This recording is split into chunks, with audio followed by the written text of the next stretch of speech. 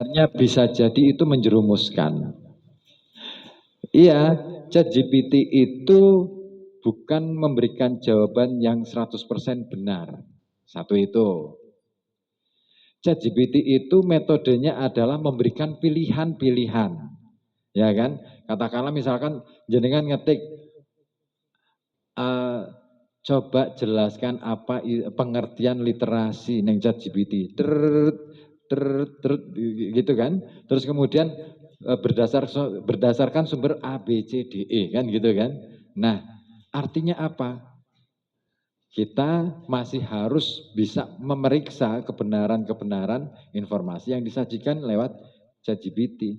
Tidak bisa dianggap sebagai kebenaran ansih atau kebenaran 100%. Nah, makanya nek jenengan bikin tugas sebaiknya oke lah bantuan ChatGPT boleh, tetapi harus diolah lagi dengan apa? Dengan referensi-referensi yang cukup bisa dipertanggungjawabkan secara ilmiah. Apa menenek neone ChatGPT itu kadangkala referensinya kadangkala diambil dari blog, ya kan? Blog itu belum bisa dianggap sebagai referensi yang dianjurkan dalam studi ilmiah.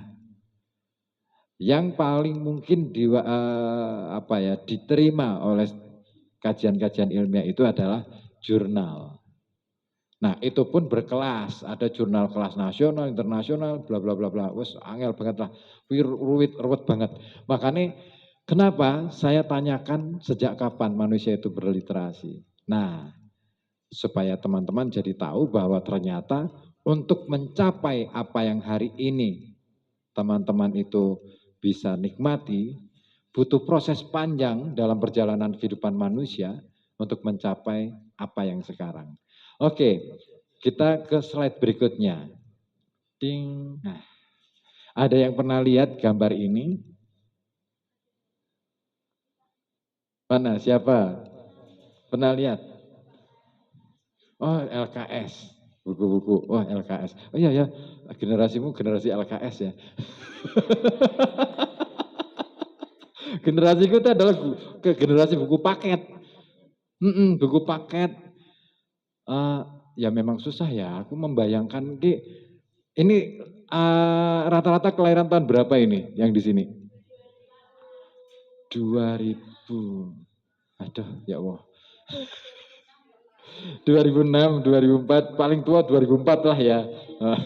Ini berarti angkatan wis main rampung gue.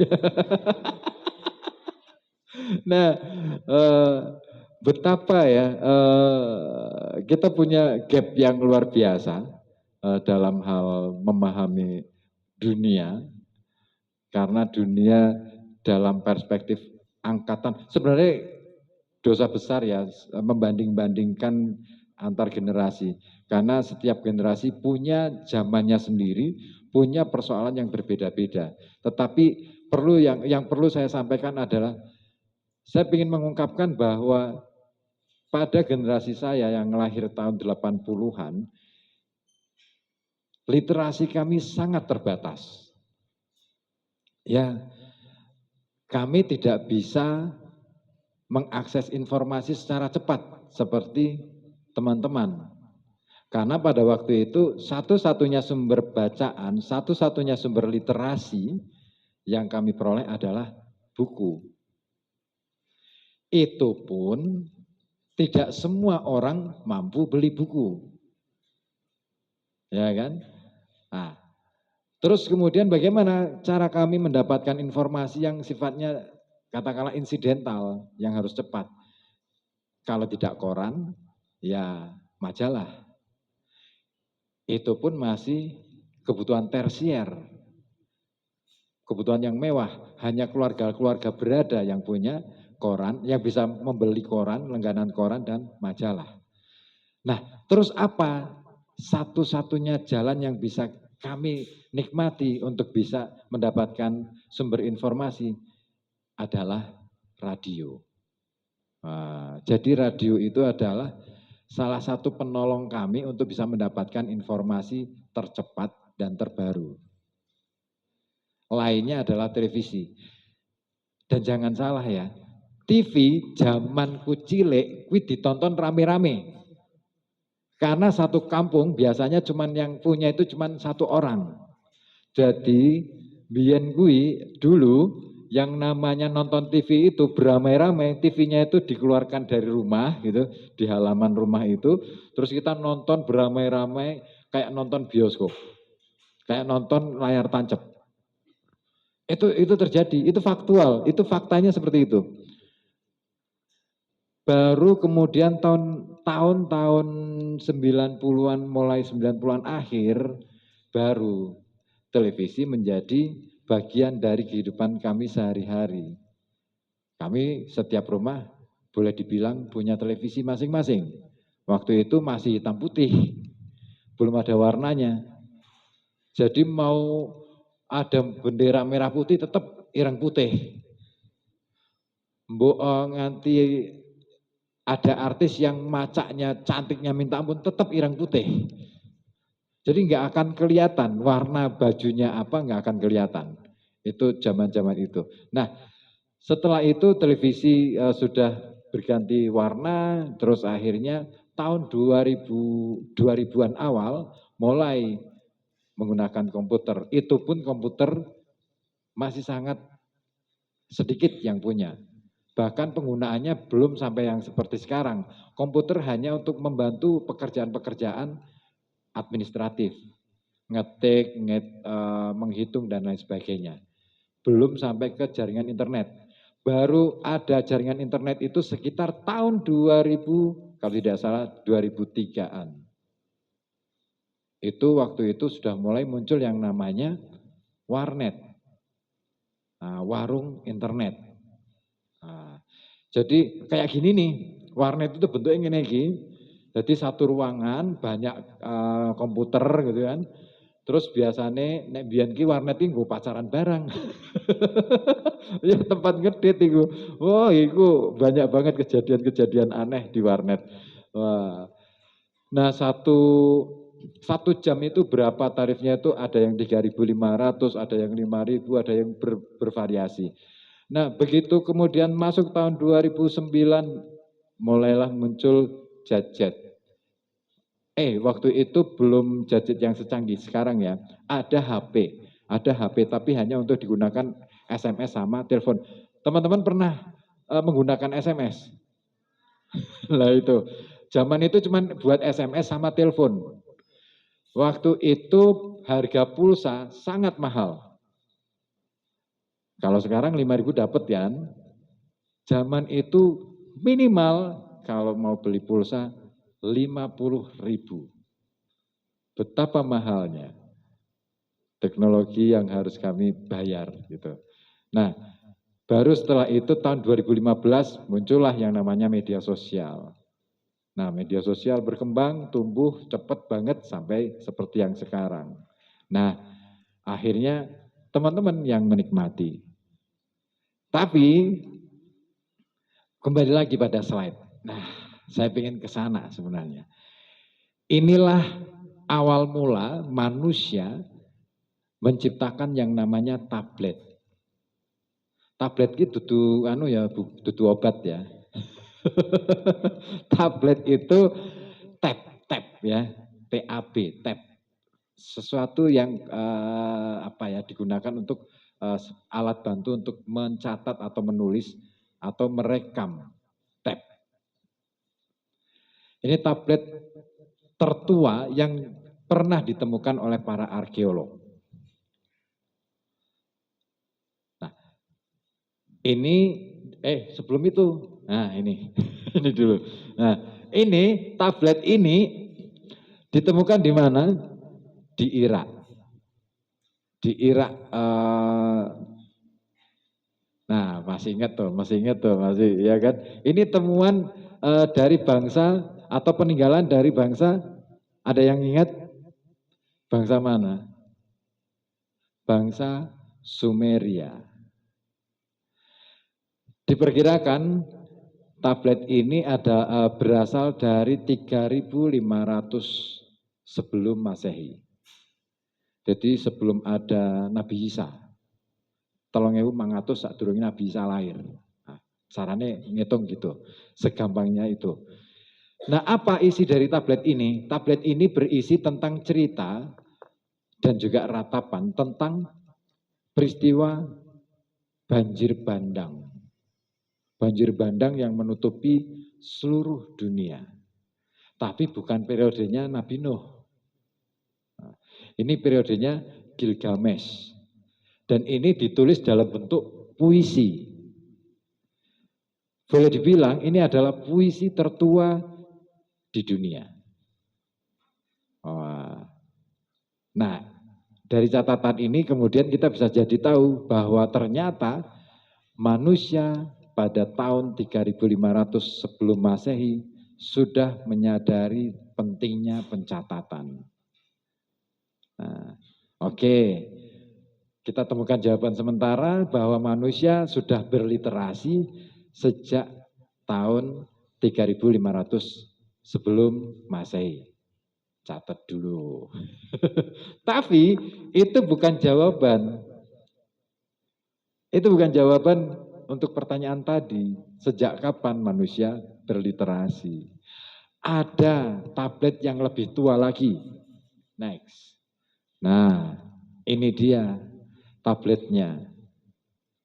Tablet ini masih ditemukan di sekitar Persia, daerah antara Irak, Iran, dan ini tablet tertua yang membahas tentang geometri. Ada yang tahu geometri apa? Kalau anak IPA tahu deh kayaknya geometri.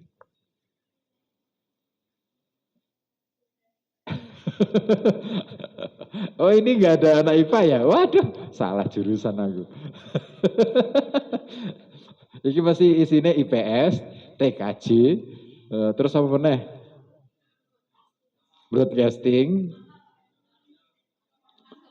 agama, mumet mana? Tapi penting nggak sih pengetahuan semacam ini? Penting banget. Karena agama kalau nggak pernah ngetahui, nggak pernah belajar matematika, nggak bisa ngitung jumlah rokaat. Iya kan? Kalau agama tidak kenal matematika, maka bisa menduga-duga Tuhan itu ada banyak. Iya enggak? Iya kan? Orang iso ngitung jumlah nabi juga. Matematika itu penting untuk dikuasai. Karena di dalam agama pun sebenarnya dibelajarkan tentang semua ilmu pengetahuan. Biologi ada di dalam Al-Quran, fisika ada di dalam Al-Quran, astronomi ada di dalam Al-Quran. Apa meneh? Fisika, kimia apa meneh? Bahasa dan lain sebagainya. Nah ini adalah tablet yang mengungkap tentang teori geometri jauh sebelum Pythagoras menemukan rumusan A kuadrat plus B kuadrat sama dengan C kuadrat. Nah, sebelum itu, atau teori-teori tentang geometri yang dirumuskan oleh Pythagoras. Umurnya berapa? Ini berasal dari tahun kapan? Ini berasal dari 4400. Tahun 4400 sebelum Masehi. Nah, berarti manusia dalam sejarah peradabannya sudah melakukan literasi pada sejak tahun 4400 sebelum Masehi. Berarti 4400 saat durunge Nabi Isa lahir. Tapi itu juga bukan jawaban. Nah, oke, next. Nah, bagaimana dengan Indonesia? Nah, ini ada di Indonesia. Ternyata kalau kita ngomong literasi, sebenarnya kalau kita kembali ke zaman lalu, zaman lampau, bentuknya kayak gini-gini ini. Ini adalah prasasti Citarum. Nah, prasasti Citarum itu apa sih? Gitu kan? Prasasti Citarum itu prasasti yang mengungkapkan tentang keberadaan kerajaan Tarumanegara. Di daerah mana itu Tarumanegara? Di Jawa Barat. Nah, ini tahun kapan? Sekitar abad ke 8 atau ke-7. Nah, apa? Ada yang bisa baca? Ada yang bisa baca bunyi prasastinya? Nggak ada kan? Nah, itu dia. Nanti saya akan ungkap. Next. Nah, di Indonesia itu juga punya yang namanya relief candi. Jadi jangan salah bahwa yang namanya relief candi itu sebenarnya juga sebuah bentuk atau cara manusia berliterasi. Ini relief candi yang ada di Candi Borobudur. Dan jangan salah, kalau teman-teman pernah datang ke Candi Borobudur, mempelajari relief-reliefnya, itu semuanya isinya tentang cerita. Cerita apa? Ada banyak cerita. Di sana ada cerita tentang Ramayana, ada cerita tentang perjalanan Buddha, ada cerita tentang bagaimana kemudian kehidupan manusia, dari mulai manusia itu melakukan keburukan, kemudian apa dampaknya sampai kemudian dia mencapai pada nibbana atau kekekalan, keabadian. Ni dari nir itu tidak, bana itu kalau dalam bahasa Indonesia jadinya fana. Fana itu adalah kesementaraan, maka alam keabadian. Alam keabadian tanpa siksaan. Nah, kalau dalam bahasa sederhananya surga, tapi bukan itu sebenarnya. Tapi wis lah rasa dibahas kuwi.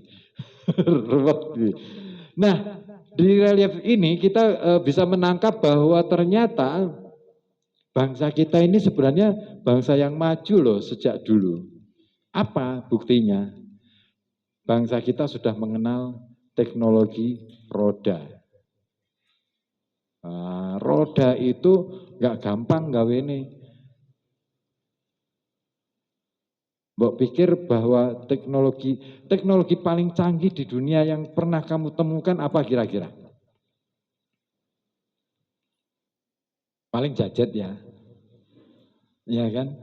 Padahal teknologi yang paling canggih dan membantu kerja manusia adalah iki loh, bunder-bunder kuwi sing ning apa itu ning nggone roda, biasanya ning sekitar as itu.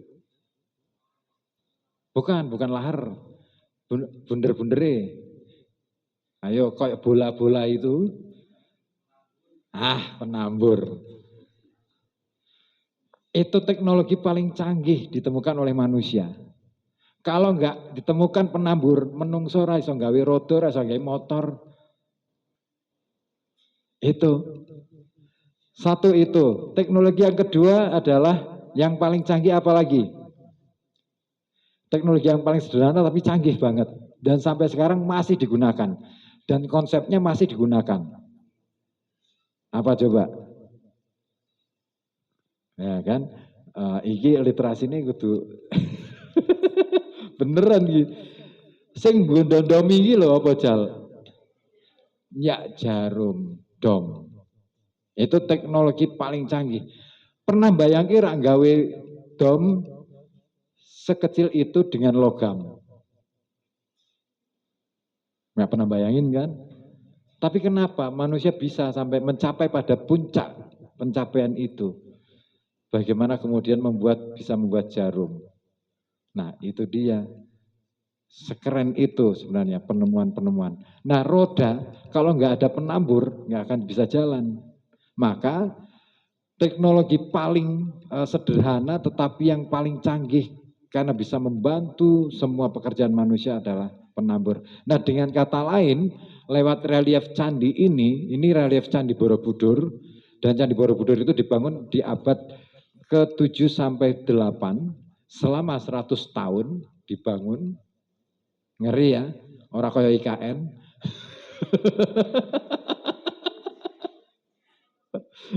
Ya kan, Borobudur itu dibangun selama 100 tahun. 100 tahun kalau misalkan nganggo model pemilu sekarang 5 tahunan berarti berapa presiden tuh?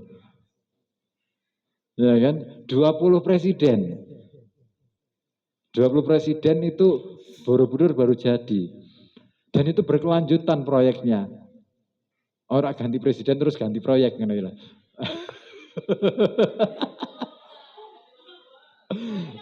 Bahaya ya jurang ya. Ora sih. Enggak sih, aku tidak mau ngajarin itu. Maksudnya ini loh, mari kita bayangkan manusia zaman dulu, manusia Jawa zaman dulu, betapa sangat menghargai yang namanya sebuah karya, sebuah penemuan, gitu loh. Tidak kemudian penemuan-penemuan yang dilakukan oleh manusia-manusia zaman itu dilibas begitu saja, hanya karena pengaruh-pengaruh di luar itu. Gitu ya. Jadi manusia-manusia zaman dulu itu sangat menghargai yang namanya literasi.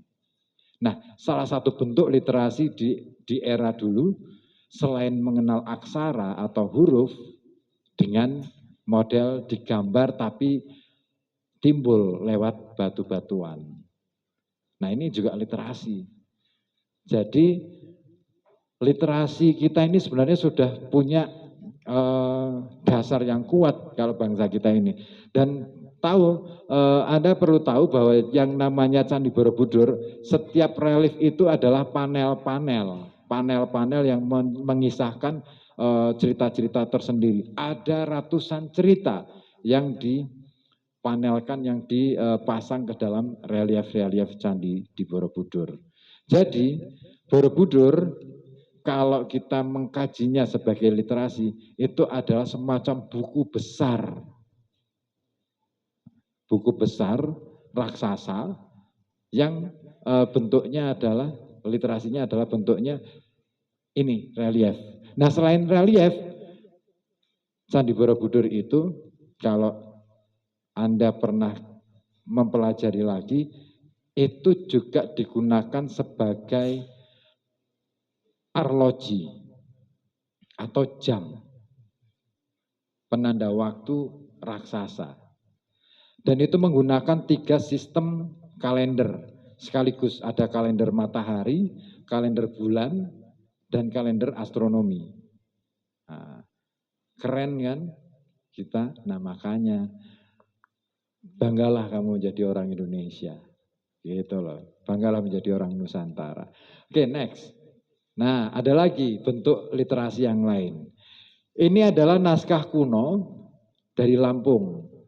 Ada yang dari Lampung. Nah, ini naskah kuno ini ditulis pada kulit kulit kayu.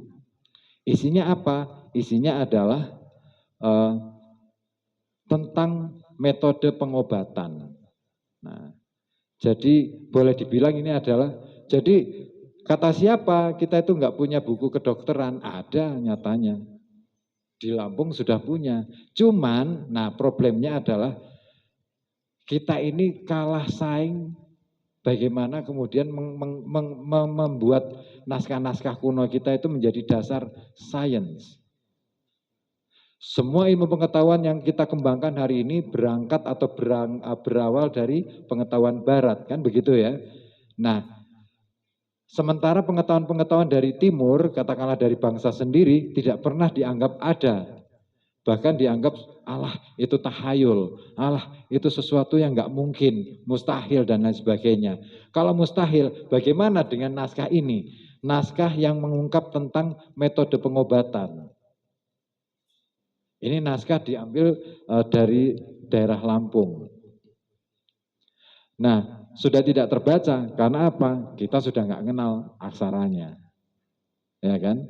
Karena kita hari ini menggunakan aksara Latin yang berasal dari barat sana.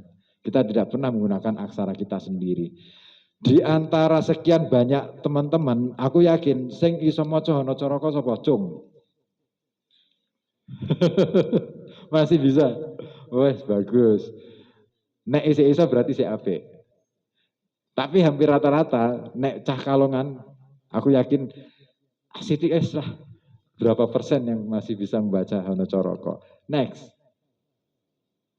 Nah, ada yang tahu ini apa? Kayu kan, mesti mendugane kayu kan? Enggak, iki suka godhong lontar loh ya. Keropak dari daun-daun lontar. Nah, ini naskah, isinya naskah Negara Kretagama. Negara Kretagama itu ditulis oleh Empu Prapanca. pada abad-abad sekitar abad 14, 13 sampai 14 Masehi. Era Majapahit, Brawijaya, Hayam Wuruk. Waktu itu kerajaan Majapahit hampir runtuh karena kemunculan Demak juga, Kesultanan Demak. Nah, negara Kertagama ini naskahnya ditemukan tidak di Jawa Timur malah, tetapi justru di daerah Bali, di Kerajaan Karangasem, dan satunya lagi di Lombok. Itu pun bentuknya sudah salinan. Nah, naskah ini ditulis dalam aksara Bali kuno, dengan bahasa Bali kuno, bahasa Jawa kuno, dan ditulis di atas daun lontar. Sampai hari ini, masyarakat Bali, terutama yang sekolah di SD, itu masih melakukan atau menjalankan tradisi menulis dengan menggunakan daun lontar, menulis ulang naskah-naskah kuno mereka. Sekeren itu di Bali. Nah, apa yang ditulis oleh anak-anak SD di Bali, yaitu naskah-naskah sastra Jawa kuno, seperti Arjuna Wiwaha, Ramayana, Mahabharata, dan lain sebagainya. Dan mereka setiap pagi sebelum menuliskan itu, mereka akan membacakan terlebih dahulu satu bagian. Jadi koyok bergiliran maca Pancasila ngono lho. Nek ning ngene kelas iki kan biyen kan ngono ya. Ada yang maju baca Pancasila, apalan. Nah, itu kalau di sana membacakan naskah Arjuna Wiwaha. Dan itu wajib. Itu sekeren itu. Tradisi mereka sangat kuat. Makanya kenapa Bali begitu kuat dengan tradisi-tradisinya. Nah, naskah ini bercerita tentang perjalanan Hayam Wuruk melewati desa-desa ataupun wilayah-wilayah kekuasaan Majapahit. Dan naskah ini tidak digolongkan sebagai naskah kanon atau naskah yang sastra tinggi. Kenapa? Karena isinya catatan laporan harian perjalanan dari Hayam Wuruk itu tadi. Dan di dalamnya terdapat beberapa kritik terhadap pemerintahan Hayam Wuruk. Makanya tidak dianggap sebagai naskah agung. Bahkan dianggap sebagai, wah ini nggak boleh dibaca oleh masyarakat pada waktu itu. Nah, oke, next. Oke, wes, tekan kono aja boleh. Nah, apa yang saya perlihatkan kepada teman-teman sebenarnya ingin mengatakan bahwa manusia itu ternyata memiliki banyak cara untuk berliterasi. Tetapi hal yang paling utama di dalam literasi adalah penguasaan terhadap keaksaraan. Berangkat dari pemahaman literasi itu sendiri, kalau kita melihat istilah literasi, sebenarnya asal muasal istilah literasi berangkat dari kata litera. Litera dalam bahasa Latin artinya adalah aksara. Maka penting bagi teman-teman untuk mempelajari istilahnya sejarah keaksaraan. Saya tidak sempat memberikan tampilan tentang bagaimana kemudian dari yang bentuk-bentuk tadi terus kemudian berubah sampai menjadi kertas dan sampai yang sekarang adalah digital. Sengaja. Kenapa? Supaya itu menjadi bagian yang perlu kita diskusikan. Makanya pertanyaan berikutnya setelah sejak kapan manusia berliterasi, pertanyaan berikutnya adalah mengapa kira-kira manusia berliterasi? Ada yang tahu? Coba, ada yang tahu? Ding, ding, ding, ding, ding. Mengapa manusia berliterasi? Ayo.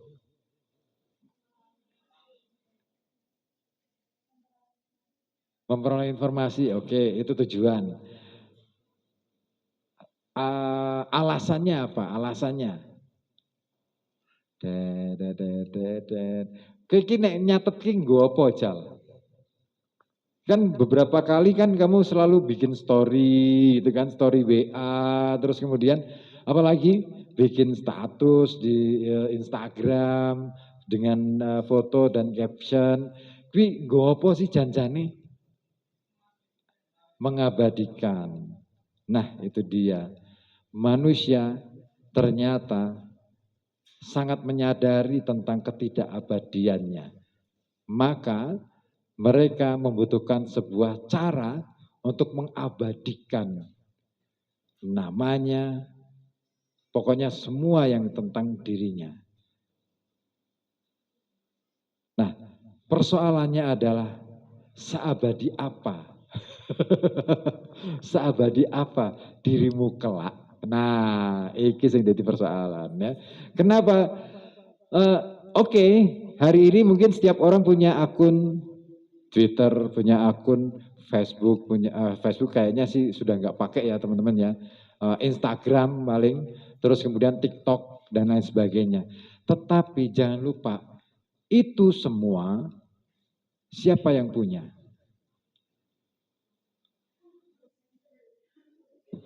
Nek jawabannya Allah Subhanahu wa taala iki ya wis rampung kabeh. Donya iki kabeh ya Allah Subhanahu wa taala. Tapi persoalannya itu semua ternyata kita itu cuman difasilitasi tok loh ya. Difasilitasi tok oleh yang namanya perusahaan.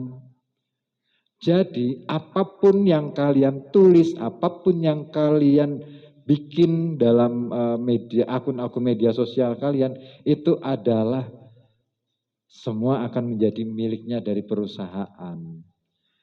Sadar enggak? Ya kan? Baru enggak kan? Artinya data yang kalian cantumkan, yang kalian selalu sampaikan melalui status dan lain sebagainya adalah milik perusahaan. Dengan kata lain, kalian sendiri yang membocorkan data-data tentang diri kalian sendiri. Iya kan? Nah, nembe sadar toh. Wah, makanya nek gawe status ki sing hati-hati, tukaran karo kancane rasa di status. Rasa digawe VT juga, ngapain ngono loh. Ngono gawe VT terus muni-muni nggak penting banget gitu loh. Nah, nggak penting banget.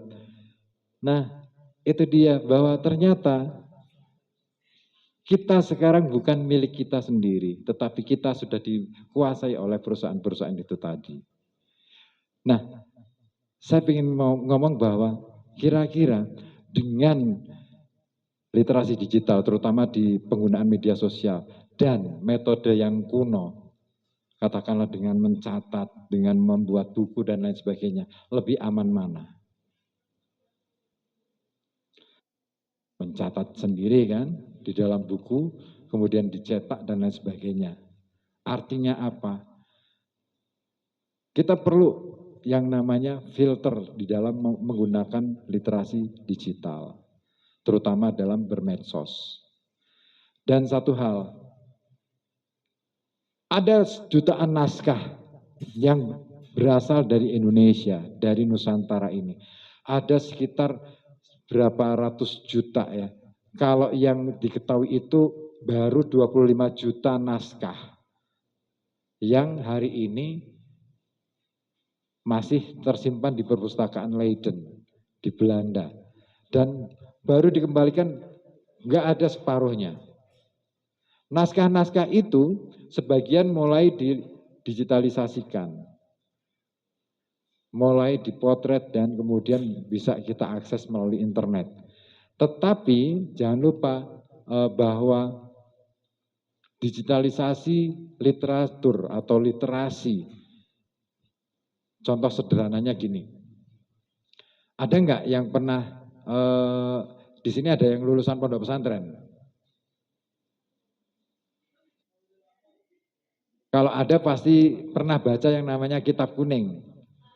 Ya kan? Nah, kitab kuning itu lebih enak mana baca yang kitabnya yang kertas atau yang sudah dalam bentuk PDF atau yang lainnya? Kertas. Kenapa kertas? Lebih jelas. Pernah menemukan yang bentuk digital? Kira-kira ada perbedaan enggak? Nah, itu dia.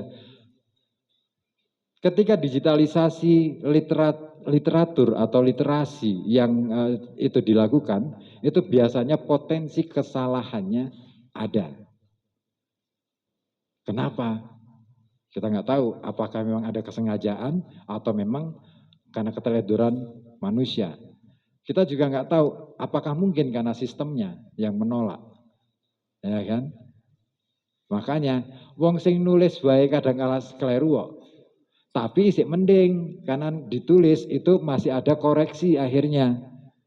Dan ada yang bertanggung jawab atas koreksi itu. Nek model digital, siapa yang bertanggung jawab?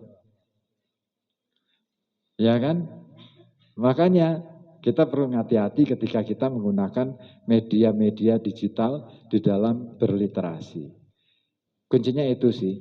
Tetapi yuk dari dua pertanyaan tadi, sejak kapan manusia berliterasi dan mengapa manusia itu berliterasi? Kira-kira kita akan diskusikan apa sih?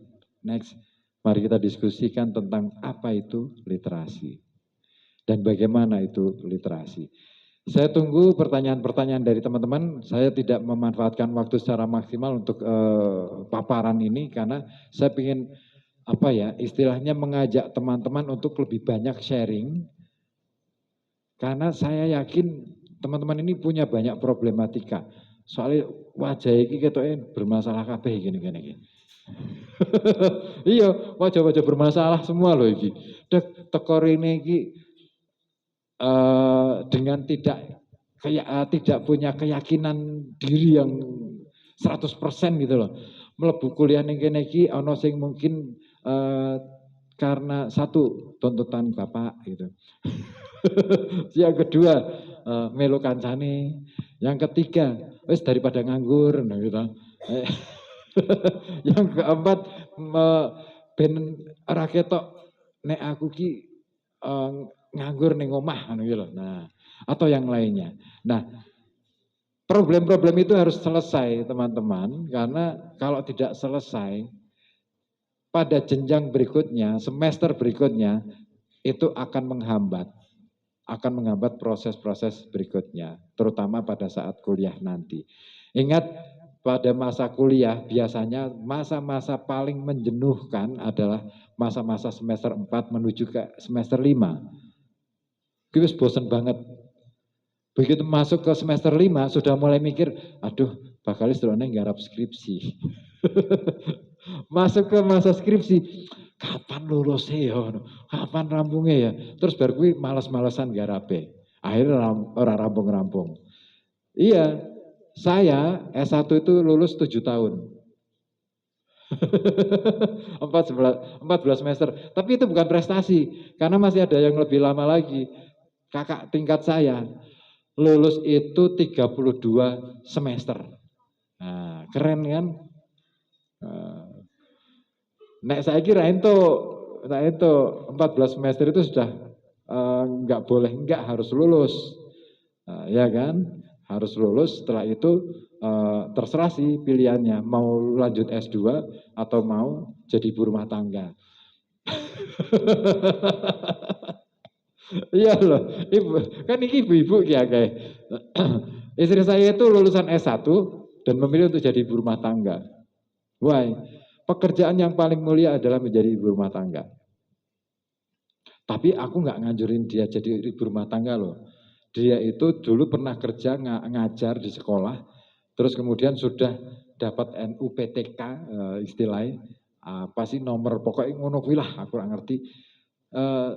Intinya meh CPNS, tapi begitu brojol anak yang pertama, terus kemudian tumbuh besar anak saya yang pertama, dia memilih untuk, ya sudah, saya memutuskan untuk jadi ibu rumah tangga. Ngurusi anak, dan anaknya kopen, ora diopeni simbahe, ora diopeni pembantu. Nah, itu pilihan. Tapi itu pilihan berat bagi seorang perempuan, apalagi kalau misalkan masih mau ngejar karir. Ya kan? Nah, tapi bukan berarti ini mematahkan semangat teman-teman. Kalau misalkan teman-teman mau berkarir aja dulu. Gitu, berkarir aja dulu. Jangan cari suami dulu. Suami itu kadang-kadang menghambat. Iya, suami itu kadang-kadang menghambat. Iki malah tekan kono ya, ngelantur ya. Enggak apa-apa lah. Karena urusanmu itu sebenarnya urusan urip, masalah literasi itu sebenarnya selesai kok. Tinggal googling dan macam-macam itu sudah selesai semua.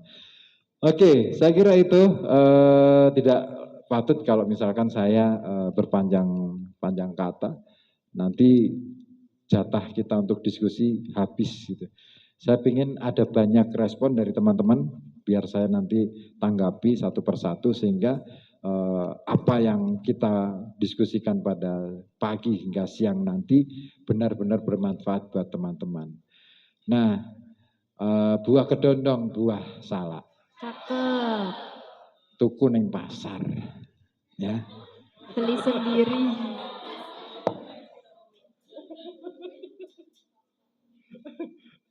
Monggo yang mau bertanya silakan. Acungkan jari. Baik teman-teman, untuk yang ingin bertanya bisa acungkan jari terlebih dahulu ya. Silahkan. Siapa yang ingin bertanya?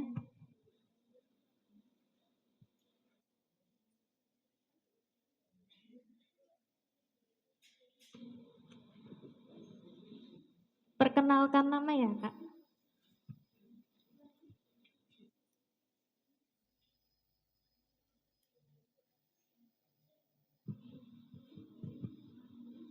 Baik, Assalamualaikum warahmatullahi wabarakatuh.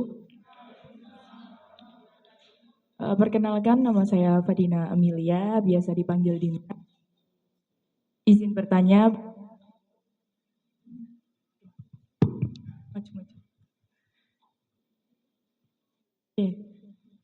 Mengenai keamanan dalam media digital yang banyak sekali kita ketahui berita yang beredar itu kebocoran data dan lain sebagainya. Tapi di era digital seperti ini kita dituntut untuk personal branding di media sosial. Nah itu banyak banget kan kita mulai dari sering upload semua kegiatan yang kita lakukan dan lain sebagainya. Nah itu berbanding terbalik sekali dengan keamanan data yang harus kita jaga. Nah itu bagaimana caranya supaya personal branding itu tetap bisa jalan dan si privasi kita itu juga bisa aman gitu. Mungkin itu saja pertanyaan dari saya. Terima kasih atas kesempatannya. Wassalamualaikum warahmatullahi wabarakatuh. Terima kasih yang sudah bertanya tentang keamanan dan personal branding ya, Pak. Iya. Ya, siapa lagi yang mau Siapa lagi? Personal branding?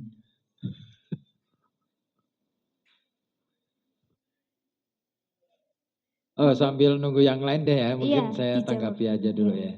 Monggo, Pak. Ngomong soal keamanan privasi kita, kalau saya sih simpel aja sih, sesuatu yang sifatnya data-data yang, jadi semua data sebenarnya nggak ada yang bocorin, kita sendiri yang bocorin kok. Jangan salah, HP kalian pernah nggak mikir bahwa ketika kita sedang ngobrol tentang apa dengan teman, tiba-tiba ketika kita buka HP, terus buka Google atau buka YouTube atau buka yang lainnya, apapun itu, tiba-tiba muncul kata-kata atau kata kunci yang sama dengan yang kita bicarakan tadi. Ya kan? Ya. Itu tanda-tanda bahwa HP kita itu setiap saat merekam. Baik itu dalam kondisi mati, tidak aktif, maupun aktif. Maka hati-hati sekarang kalau kita menggunakan HP. Ini beneran loh, saya sering banget melakukan itu. Jadi saya sering mencoba untuk bereksperimen gitu kan. Misalkan saya sedang ngobrol dengan teman saya tentang hal-hal tertentu. Enggak lama kemudian saya buka, aktifin HP gitu, nonton medsos itu, pasti iklannya berkenaan dengan yang itu. Terus YouTube-nya juga itu. Terus apa lagi? Di semua Google juga seperti itu. Ya kan? Baru ngeh kan? Nah, terus pernah nggak ngecek Google Map, lini masa Google Map kalian? mau HP kalian itu mati, mau kamu pergi ke tempat yang nggak ada sinyalnya sekalipun, begitu kalian ngecek lini masanya, tetap terekam, ya kan? Nah, itu artinya apa? Kita memang sudah tidak aman, kita sudah nggak aman gitu loh. Sejak kita bawa HP itu sudah nggak aman. Oh iya, aku ki pernah apa ya istilahnya, pernah grotak nek cara Jawane iki, pernah ngerasa loh kok aneh temen sih, kok tahu sih map saya bahwa kemarin saya ke Paninggaran gitu loh. Karena saya padahal HP saya mati di sana gitu loh. Dan di sana nggak ada sinyal, katakan seperti itu. Kok tahu sih saya nginepnya di villa mana, kok tahu sih? Gitu loh. Nah, itu dia. Makanya tidak setiap saat harus kita bawa. Kalau saya untuk pertemuan-pertemuan tertentu, katakanlah misalkan untuk membahas hal-hal tertentu yang sekiranya genting, saya tidak membawa. Tak taruh di rumah. Nah, itu caraku untuk apa ya istilahnya mengabui Google Map gitu loh. Kita ini sekarang sudah nggak aman bener loh. Tenanan loh. Ini memang bongkar-bongkaran. Ini Indonesia perang tenanan. Kira-kira tempat persembunyian yang aman mana? Karena semua sudah difoto sama Google Map. Ya ora. Sampai sak gang-gange loh ya. Ya kan? Kowe meh goleki alamat omahe kancamu. Jalan ini nomor sekian ketemu. Dan fotonya yo rada-rada update lah. Minimal 5 tahun yang lalu gitu loh. Ya kan? Betapa kita sudah tidak aman sekarang. Apa meneh? Nek apa iki nganggo jasa gosen, pokoknya sing ngono-ngono kuwi. Kamu harus mencantumkan alamat yang dikirim atau alamatmu. Wis to, endi sing aman saiki? Endi sing aman saiki? Omahmu wis konangan dah. Umpamane aku usil gitu ya. Aku usil tak goleki titik ordinat trik gitu misalkan. Terus kemudian aku duwe teknologi nuklir, iso tak bom ning kono. Enak banget Indonesia, tenan. Iya bener. Berbeda dengan beberapa negara, katakan misalkan Korea Utara. Itu sangat protektif banget dengan privasi masyarakatnya. Mereka nggak mau pakai Google. Mereka nggak mau pakai mesin-mesin dari luar. Ya kan? Nah, kita ini waduh, ya iki loh. Problem ini kono. Ojo meneh koyok wingi. Ya kan kasusnya di sana. Di Jakarta kemarin ada data bocor. Ya piye ya? Wong dhewe iki yo datane wis bocor kabeh kok. Kocor-kocor tenanan loh. Kalian kalau ke kafe pasti posting gitu kan. Kalian kalau kemana pasti posting. Itu nanti bisa dibaca secara algoritma. Oh anak ini modelnya kayak gini nih. Oh anak ini sukanya ini nih. Apalagi misalkan ke kafe mesennya apa gitu kan. Nah selalu kita posting gitu kan. Di foto. Terus kemudian nggak usah di caption aja. Mesin pencarian sudah tahu itu apa. Nah, dengan seperti itu nanti akan terbaca. Nah, data-data itu disetor kemana sih? Nah, itu yang jadi pertanyaan. Ya kan? Disetor kemana? Data-data tentang kesukaan kamu, apapun itu disetor ke perusahaan-perusahaan yang bersesuaian dengan apa yang kalian minati. Nah, jadi aja salah gitu ya. Ora usah soal kui. Golongan darah, wah, ini duduk darah biru atau darah merah ya. Golongan darah ya lah, A I kok A U E O, A B O, gitu kan? Itu ternyata dalam penelitian itu pernah ditemukan bahwa golongan-golongan darah itu memiliki kecenderungan untuk menyukai hal-hal tertentu dan data golongan darah itu sangat penting bagi perusahaan untuk menentukan selera. Jadi produk mereka yang akan mereka tawarkan kepada masyarakat di suatu tempat itu harus melihat populasi berdasarkan golongan darah. Jadi di sisi amannya kita sudah nggak aman, makanya dalam ketidakamanan itu yang paling penting adalah kita harus bisa memproteksi hal-hal yang sifatnya privasi, benar-benar privasi, supaya tidak ter-up ke akun-akun media sosial kita. Boleh kita meng-up, katakanlah misalkan aktivitas kita sehari-hari, tapi tidak semuanya harus di-up. Nah, yang paling bahaya adalah iki personal branding. Kadangkala orang itu terbuai oleh yang namanya personal branding. Ya enggak, ketika kita bermain di media sosial, maka kita akan berusaha semaksimal mungkin untuk mencapai personal branding ku apa ngono lho. Sampai akhirnya bisa melakukan hal-hal yang istilahnya melewati batas. Contoh yang paling sederhana, misalkan pingin di personal brandingkan sebagai cewek seksi misalnya. Iya kan? Wah, wes terjemahannya seksi ini mesti wes macam-macam. Terus akhirnya yang terjadi adalah bikin video-video yang ya aku seneng sih nontonnya. Sebagai laki-laki aku harus mengakui aku seneng nonton video kayak gitu. Tapi sebagai orang yang masa sih kok yang ini temen sih ngono loh. Marai penasaran sih janjane. Nah, setega itukah dirimu sebagai perempuan untuk dirimu sendiri gitu loh. Itu nek jariku wah ngeri gitu. Ya monggo kerso itu adalah pilihan hidup. Tetapi menurutku perlu kita berhati-hati dengan apapun itu yang menjadi wilayah-wilayah privasi kita. Sangat-sangat penting banget. Nah, makanya menerjemahkan seksi itu tidak selalu yang namanya seksi itu harus setengah telanjang ataupun yang lainnya. Seksi dalam konteks yang lebih lebih dalam lagi, lebih luas lagi, sebenarnya lebih ke pemahaman tentang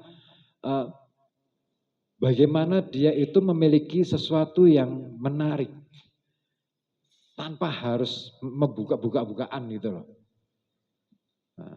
Nek buka-bukaan itu wis seronok, bukan seksi namanya. Vulgar. Ya piye ya? Ya nek aku nonton ngono ya seneng sih. Tapi cuma niku ngeri, menurutku ngeri. Makanya apa sih yang menarik dari dirimu gitu loh.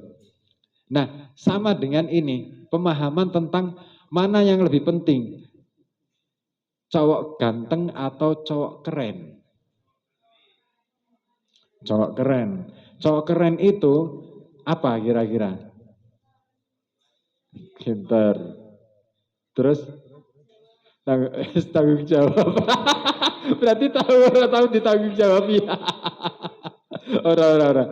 Nah, cowok keren itu tidak selalu identik dengan kegantengan. Itu yang penting. Cowok keren itu adalah dia yang punya wawasan dan dia punya sesuatu yang bisa membuat orang itu teryakinkan bahwa dia itu punya kelebihan dibandingkan dengan orang-orang lain. Kelebihan itu tidak selalu harus sesuatu yang ketoke aneh-aneh ya. Misalnya iso ngilang, iso mabur enggak, ora kuwi, nek saiki ora kuwi. Tetapi bagaimana kemudian dia itu bisa berkomunikasi dengan baik, kemudian dia bisa nek gombal ki ketok wis takdir cowok. Takdirnya laki-laki adalah pinter gombal. Nek orang gombal, nek ora iso gombal berarti dudu wong lanang. Jadi iya, jadi bagi para cewek jangan salahkan kalau cowok itu bisa gombal. Karena itu adalah takdirnya gitu loh. Itu adalah kodrat nek wis kodrate dadi cowok iku ya kudu pinter gombal. Nah, pinter terus kemudian dia itu menarik dan lain sebagainya itu tadi dan dia itu bisa mampu mengemas dirinya secara sebaik-baik mungkin. Bisa melalui ya kalau soal penampilan boleh sih dengan gaya apapun, yang namanya keren. Nah, cewek keren juga begitu. Saya itu jujur ya, kalau saya jujur ya, nah iki, aku ada pertanyaan buat teman-teman. Kira-kira nek teman-teman ketemu dengan cewek ngerokok gimana? Risih? Ada yang sepakat dengan jawaban saya, kalau saya itu adalah keren. Iya, biasanya cewek yang ngerokok itu lebih terbuka dalam arti persahabatannya dan lebih bisa menerima apa adanya, siapapun Anda. Gitu loh. Dia tidak memilih-milih siapa yang akan jadi teman. Nah, saya punya banyak teman cewek dan jilbaban dan ngerokok. Itu bagiku, asik ki. Pasti dijak ngobrol ki nyambungan. Nyambungan itu loh. Tapi aja ditiru ya ngerokoknya. Enggak, aku rak kampanye rokok loh. Tapi itu faktanya seperti itu. Cewek yang mau terbuka dalam arti bukan buka-bukaan aurat ya, tapi lebih terbuka dalam pikiran, open mind, terus kemudian dia diajak komunikasi juga enak, terus wawasannya juga luas dengan pengalaman-pengalaman seru.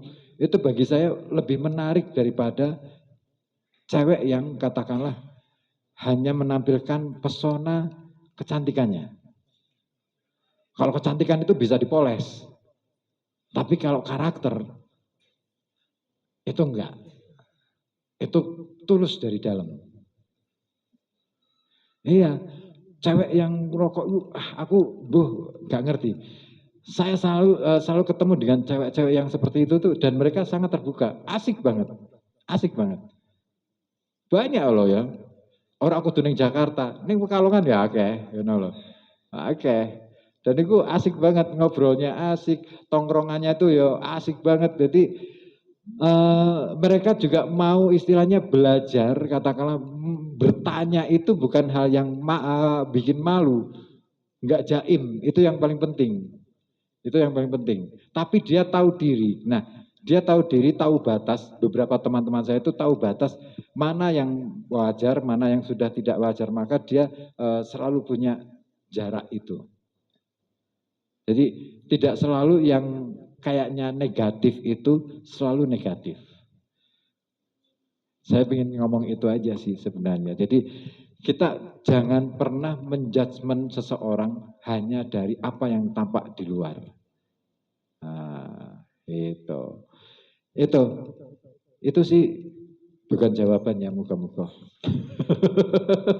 Itu ya, personal branding, dan itu memang dua hal yang saling bertentangan. Di satu sisi kita pingin bikin personal branding, di sisi lain faktor keamanan. Nah, mana yang lebih utama? Itu adalah pilihan. Kalau saya memilih untuk prioritas ke keamanan. Personal branding ki rasa digoleki kok. Asli, gak usah digoleki kok. Kalau kita itu sudah yakin dengan apa yang kita punyai, kalau kita sudah yakin dengan apa yang kita bisa kerjakan, kerjakan aja, selesai. Nggak harus dikejar personal branding itu.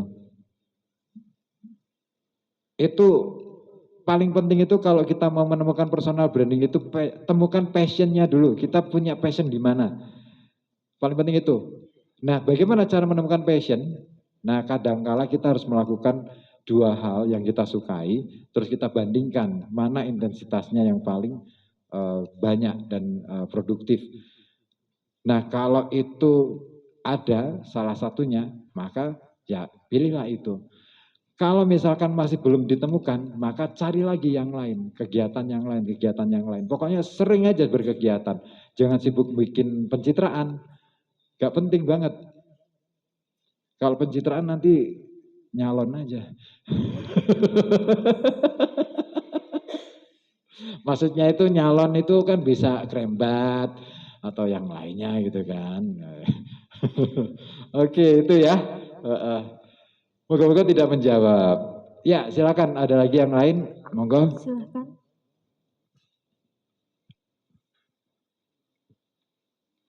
Oh yes.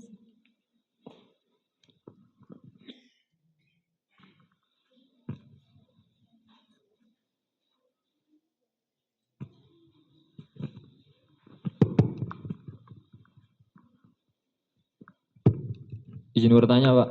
Oke. Sebelumnya perkenalkan, nama saya Muhammad Habibur Rahman. Izin bertanya mengenai apa dampak dari masifnya penggunaan media sosial tersebut, Pak? Sudah sekian. Gimana Dok? Apa dampaknya masif? Oke, terima kasih. Dampak secara apa dulu nih? Secara global atau bagi personal kita sendiri? Secara global, yaitu menguntungkan. Nek sederhana nih itu sangat menguntungkan perusahaan, sudah itu sih. Siapa yang diuntungkan? Kalau banyak yang menggunakan media sosial, ya perusahaan dong. Kita memperkaya yang punya kan. Kita ini sebenarnya secara tidak langsung bekerja kepada, ya kan, bekerja kepada perusahaan yang namanya Meta, perusahaan yang namanya apalagi Instagram, Facebook, TikTok, YouTube dan lain sebagainya. Digaji enggak? Kok gelem? Ya kan, apalagi sekarang itu ada yang namanya, kalau di Facebook itu yang lagi rame itu Facebook profesional. Ada yang masih pakai Facebook. Di Facebook itu sekarang ada Facebook profesional. Itu menjanjikan bonus, menjanjikan reward, ya bisa dimonetasi gitulah ya, monetasi. Tapi syarat-syarat yang harus dilalui setiap level itu berjenjang. Untuk mencapai level keempat harus bisa menghimpun pengikut baru sejumlah 1.000. Nah, terus harus posting setiap minggu itu berapa kali. Harus postingan di Reels itu harus dilihat berapa viewer, minimal 300-an viewer. Nah, terus iya seperti itu. Neng TikTok kan juga kayak gitu kan. Apalagi di Instagram juga kayak gitu juga sekarang. Nah, kui membuat kita itu akhirnya bersemangat, berpacu untuk bikin sesuatu terus gitu kan. Terus seolah-olah kita itu bakal untuk ribut tenanan. Yakin? Ya kan? Itu kan permainan gitu loh, itu dolanan. Iya benar, YouTube juga melakukan itu. Katakanlah YouTube itu bisa kita monetasi. Tapi sekarang syarat monetasi berat. Ya kan? Harus punya subscriber sekian ribu. Minimal berapa sih? 4.000 kalau tidak salah. Kok 4.000? 1.000 subscriber. Jam tontonnya adalah 4.000 jam. Terus bener ya? Pokoknya itulah dan lain sebagainya. Nah itu kan membuat kita itu akhirnya pingin mencapai itu. Nah iki kira kacek karo judi online janjane. Iya, judi online itu permainan algoritma. Mbok pikir judi online itu mainnya apa ya istilahnya, main tebak-tebakan gitu, enggak. Mereka sangat tahu persis, jadi kapan session di judi online itu mau sepi, kecenderungan mau sepi, nah maka kemudian para industri judi online itu, perusahaan penyedia judi online itu akan memberikan reward, seolah-olah gratisan gitu loh. Kayak udi-udian ngono, wah enak banget nih menang dek, dapat nih, besok kan akhirnya beli lagi. Nah itu permainannya seperti itu. Nah mirip dengan itu. Makanya hati-hati di media sosial itu. Sebenarnya kita sedang diarahkan ke sana. Yang diuntungkan adalah perusahaan. Yang kedua, dampak yang kedua adalah, nah ini, dampak kepada diri kita sendiri. Kita akhirnya jadi lupa bahwa kita itu adalah manusia. yang seharusnya menguasai teknologi, bukan dikuasai oleh teknologi. Ya kan? Kita sekarang ini pada tahapan menuju manusia untuk teknologi, bukan teknologi untuk manusia. Nah ini paling bahaya. Kalau manusia untuk teknologi, maka kita akan dirobotkan. Pokoknya saya kira AI, ya kan, sangat memudahkan. Kita merasa bahwa AI sangat membantu, enggak, itu menjebak. Itu menjebak. Contoh misalnya, saya sering dolanan AI juga, dolanan ChatGPT juga. Nah, ketika saya iseng-iseng gitu, selalu saya iseng, misalkan saya mau tolong dong kasih penjelasan tentang bla bla bla bla misalnya. Terus dikasih aku referensi. Ada 3 referensi pertama. Saya nggak terima, selalu nggak terima. Mosok kau ingin itu referensi. Oh no, sing referensi oleh HP neh, gitu. Nah, kayak gimana seret. Urung puas aku. Pokoknya selalu tak gutulanan. Dan efeknya adalah ketika dia sudah kesal juga, capek gitu loh. Dan dia akhirnya mengakui bahwa maaf bahwa kami memiliki keterbatasan referensi dan lain sebagainya. Nah, berarti ini kan permainan. Itu loh. Dia bukan mesin yang serba tahu, enggak. Kita yang harus lebih menguasai pengetahuan, menguasai cara menggunakan alat.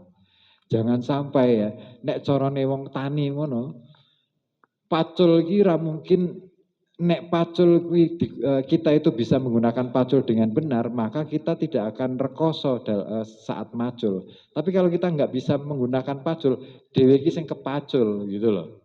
Nah, itu kalau kita yang kepacul, oh ya wis, acur uripmu gitu loh.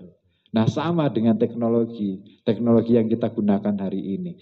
Jangan terlalu jangan terlalu meyakini bahwa itu adalah sesuatu yang benar dan sesuatu yang akan mengabadi. Saya punya kekhawatiran teknologi ini nggak akan berumur panjang kok. Iya, setelah AI apalagi kira-kira? AI akan bertahan berapa tahun?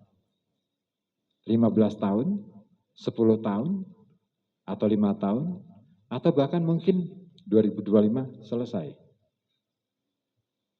Gak pernah kepikiran kan? Nah, yang namanya perusahaan pasti ada bangkrutnya. Ya kan? Masih ingat yang namanya Yahoo? Yahoo.com. Itu aja bangkrut, terus dibeli sama Google. Ya kan? Baru ngerti kan?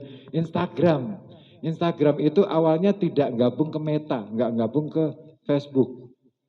Karena si penciptanya itu yang penting aku bati, terus akhirnya dituku karo Mark, terus ya didol. Nah, kapan kira-kira semua perusahaan-perusahaan itu akan bangkrut?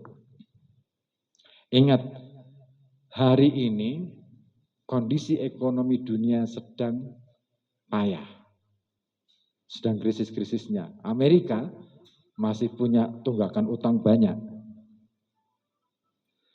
Jadi sangat mungkin kebangkrutan perusahaan-perusahaan penyedia media sosial ini wes diambang batas. Tinggal nunggu waktu doang sebenarnya. Makanya kan dijebloke perang, isu perang, terus isu apa lagi. Kenapa? Supaya ada gelontoran uang menuju ke sana. Dalam arti untuk transaksi jual beli senjata dan lain sebagainya. Dan itu memang harus dalam konteks politik global seperti itu. Oh rumit nek masalah iki rumit banget. Kalian nggak pernah kepikiran soal itu soalnya. Nggak pernah mikir bahwa perang itu ada dananya gitu kan. Ada pendanaan yang benar-benar itu sebagai sirkulasi uang untuk memutar jual beli persenjataan.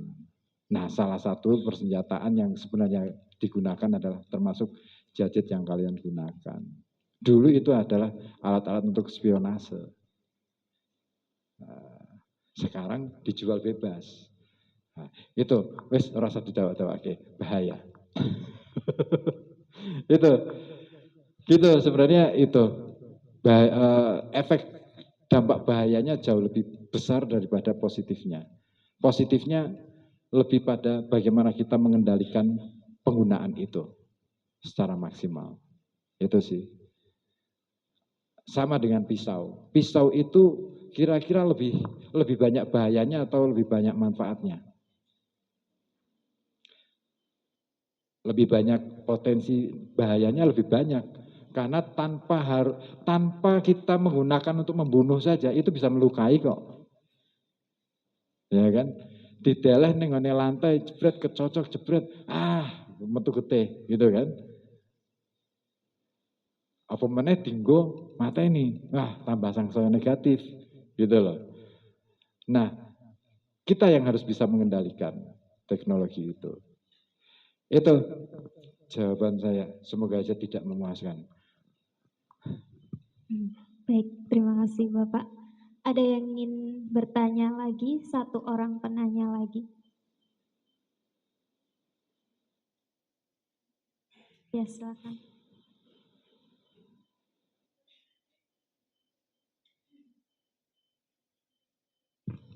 Terima kasih Pak, izin bertanya. Nama saya Tiar Febrianti. Tadi kan sudah dijelaskan dampaknya kan. Nah, bagaimana pendapat Bapak tentang dari sekian banyak negatifnya sebuah teknologi itu, gimana pendapat Bapak sama pemerintah yang banyak sekali, yang kejadian kemarin itu, ya yang X diblokir itu, gimana pendapat Bapak? Sedangkan kan kita Gen Z itu sudah berdampingan sama teknologi kan Pak. Jadi ada juga yang mencari cuan dari teknologi gitu. Nah, kalau misal dari X tersebut itu kan sebagai apa namanya? Sebagai perantara berita yang mungkin lebih cepat daripada Instagram Pak, menurut saya gitu. Tapi gimana pendapat Bapak? Kenapa seperti itu? Kadang tidak sinkronis dari pemerintah ke masyarakat Gen Z ini. Terima kasih. Oke. Kita tidak bisa langsung menyalahkan pemerintah juga ya. Sebenarnya pemerintah punya kewajiban untuk melindungi rakyatnya. Itu hal yang harus kita pahami terlebih dahulu. Jadi semestinya sebelum terjadi yang sekarang, katakanlah misalkan begitu banyak media-media sosial ataupun begitu banyak industri-industri media digital ini masuk ke negeri kita, itu sudah ada filter dulu. Ada filter dulu. Ini gimana?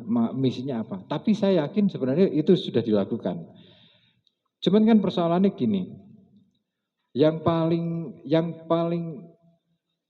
paling punya pengaruh di dalam penggunaan teknologi itu kan sebenarnya usernya. Apakah user kita ini benar-benar siap di dalam menggunakan teknologi ini secara positif? TikTok misalnya, berapa banyak konten sing jane kira penting banget, ya kan? Mana konten yang jadi cobalah teman-teman itu sesekali menghitung dalam waktu sehari itu kira-kira berapa konten yang bermanfaat dan yang tidak di salah satu media sosial yang jenengan pakai. Terus dihitung, disurvei, terus coba dibikin penelitian, riset. Oh ternyata lebih banyak tidak manfaatnya gitu loh, misalnya. Sampai pada simpulan itu. Tapi memang permainan algoritma itu memang menjebak kita akhirnya pada penggunaan itu sendiri. Nah makanya pintar-pintarnya kita memilah atau memilih mana konten-konten yang mau kita konsumsi. Nah, Satu itu. Yang kedua, sebagai user, nek ning ngone TikTok atau di media-media yang lain, katakanlah yang sebagai cara kita mencari cuan, alternatif gitu ya, itu apa benar kita mesti membuat konten yang bagaimana?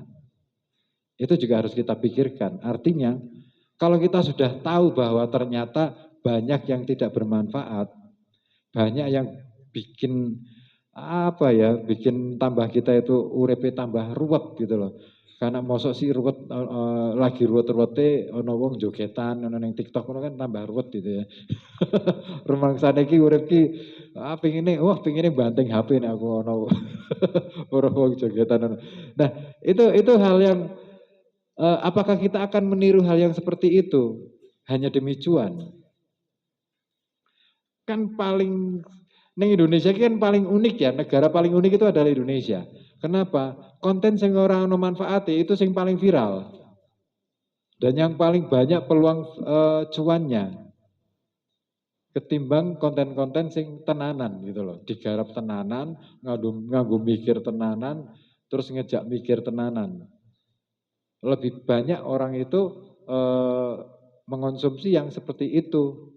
Nah, iki persoalan berikutnya adalah, nek wis ngerti kok ngene, jur apa harusnya yang dilakukan oleh masyarakat dan negara, terutama pemerintah. Nah, ini dia sebenarnya tanggung jawab kita bersama untuk mengedukasi orang-orang itu supaya bisa menggunakan media sosial mereka secara bijak, secara positif. Aku nek nonton nek nonton video-video bukan TikTok, tapi kalau di beberapa YouTube misalnya, saya lebih suka nonton yang di luar negeri. Terus terang, senajan aku ora paham bahasa Inggris gitu loh. Tapi masih mending, kenapa? Saya mendapatkan input pengetahuan yang keren. Ada acara diskusi filsafat misalnya, selama 2 jam ditayangkan di YouTube dan itu live. Aku nonton, tak pantengi. Karena bagi saya itu lebih berharga gitu loh. Saya tidak mau menggunakan waktu saya sia-sia hanya untuk nonton tayangan sing rak genah gitu loh. Ya sesekali lah boleh piknik gitu kan. Tapi jangan terlalu lama-lama gitu loh. Aku nonton tayangan sing rak bermanfaat itu hanya bermanfaat untuk diri saya pribadi. Itu paling hanya berapa menit, nggak lebih dari 1 jam. Nah selain itu saya gunakan untuk biasanya nonton film yang benar-benar ceritanya itu keren banget gitu, atau nonton diskusi. Podcast ning Indonesia lebih banyak hahaha-nya. Sangat sedikit podcast yang serius. Makanya aku lebih seneng nonton TEDx misalnya, yang versi luar. Nah Indonesia sih lumayan apik TEDx-nya. TEDx, terus apa lagi ya. Pokoknya yang sifatnya itu lebih bikin kita itu, ada ya gitu loh. Nah saya selektif, kalau nonton-nonton kayak gitu, saya selektif. Bahkan film pun aku selektif. Selektif, kenapa harus selektif? Karena saya nggak mau meracuni otak saya dengan sesuatu yang nggak ada gunanya. Yo dikatakan aku kolot, ya wes ora urusan gitu loh. Ya inilah hidup saya gitu loh. Itu yang paling penting itu. Kita harus punya prinsip bahwa hidup saya adalah begini. Kalau kita hanya menuruti apa yang lagi rame, wes toh, yakinlah urip ora tenang. Contoh kasus yang paling lagi rame ini. Saya tidak ingin menyinggung itunya, tetapi ini.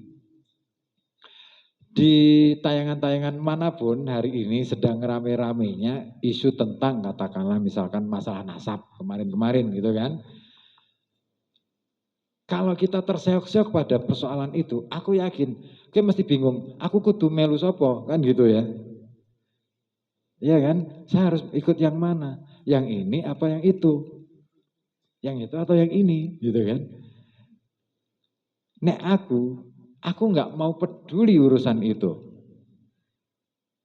Aku nggak mau tahu, itu urusan ilmiah, silakan kalian perdebatkan sendiri, jangan bikin pikiran saya ikut terganggu gara-gara perdebatan kalian yang belum selesai. Itu wilayahnya keilmuan. Kalau keilmuan, kalau kita sudah mulai ngomong atau bahkan sampai iki sing bener sing di, sampai kamu bertanya seperti itu, maka kamu punya kewajiban sebenarnya. Apa? Kamu harus melakukan riset. Nek mampu, nek orang mampu, ya wis rasa tekon. Selesai, tutup itu. Saya nggak pernah nonton itu. Kalaupun nonton, sekadar saja, oh lagi pos, isunya lagi rame sampai di sini, oh sampai sini, oh sudah selesai. Saya nggak mau ikut-ikutan komen, nggak mau ikut-ikutan apapun itu.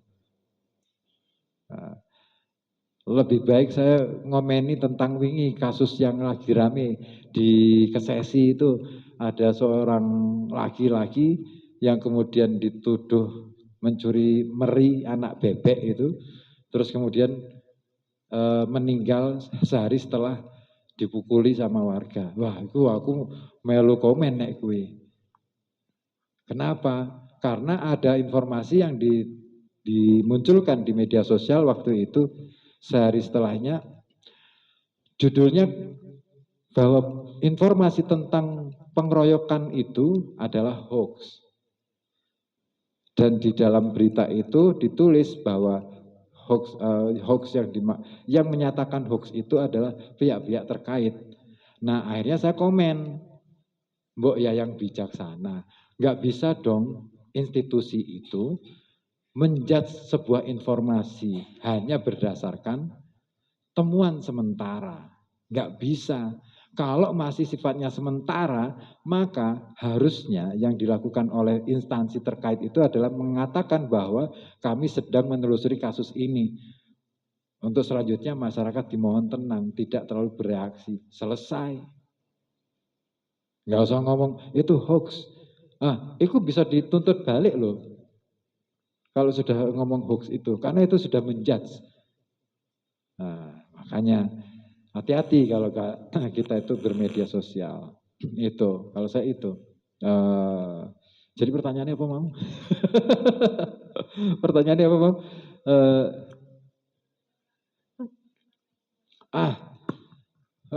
Kan harus itu diboikot toh. Ya, boleh-boleh saja pemerintah melakukan itu. Pemerintah punya hak untuk melakukan itu selama itu memang untuk kemaslahatan masyarakatnya. Selama itu ada urusannya dengan keamanan negara. Selama itu untuk menjamin seluruh keamanan dalam tatanan yang lebih baik gitu loh. Dan bagi saya tidak masalah. Terlepas dari apakah ini demokratis atau enggak ya. Jangan lupa, demokrasi itu bukan berarti kemudian kita bebas sebebas-bebasnya loh ya.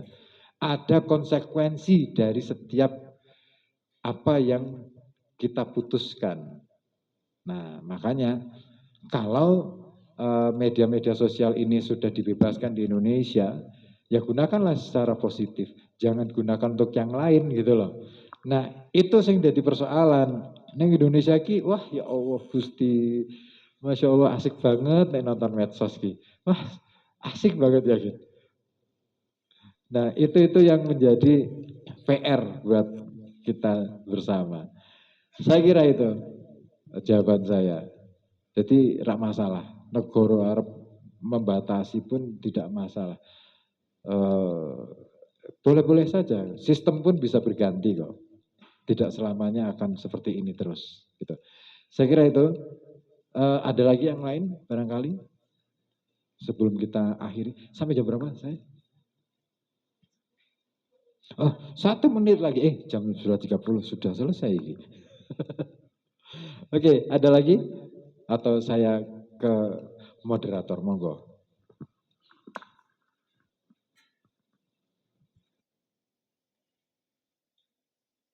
Baik, terima kasih kepada Bapak Ribut Ahwandi yang telah memberikan materinya.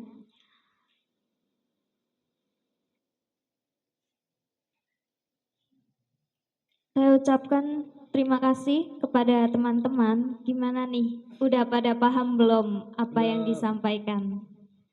Karena setelah ini juga bisa menjadi bahan ya untuk latihan kita, workshop kita kali ini. Bisa menjadi bahan untuk menulis tentang tema yang kita angkat pada kali ini.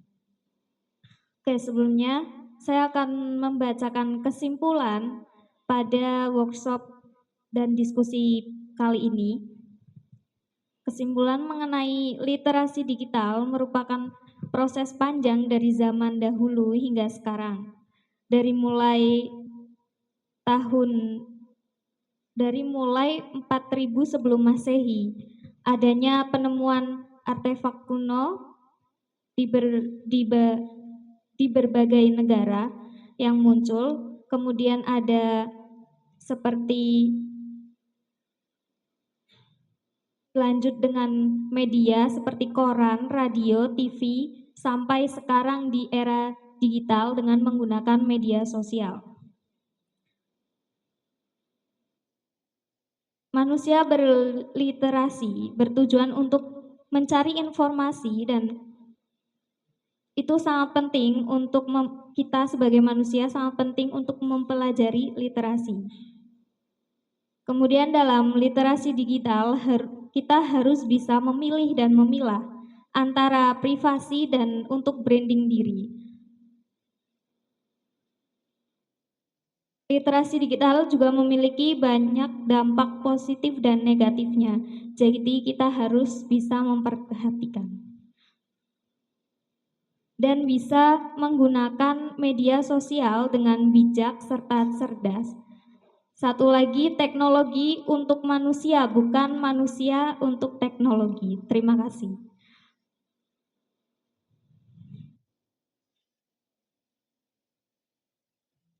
Baik, saya ucapkan terima kasih kepada teman-teman yang bertanya pada workshop kita kali ini. Semoga apa yang kita diskusikan pada hari ini dapat bermanfaat dan disebarluaskan pada teman-teman di luar sana.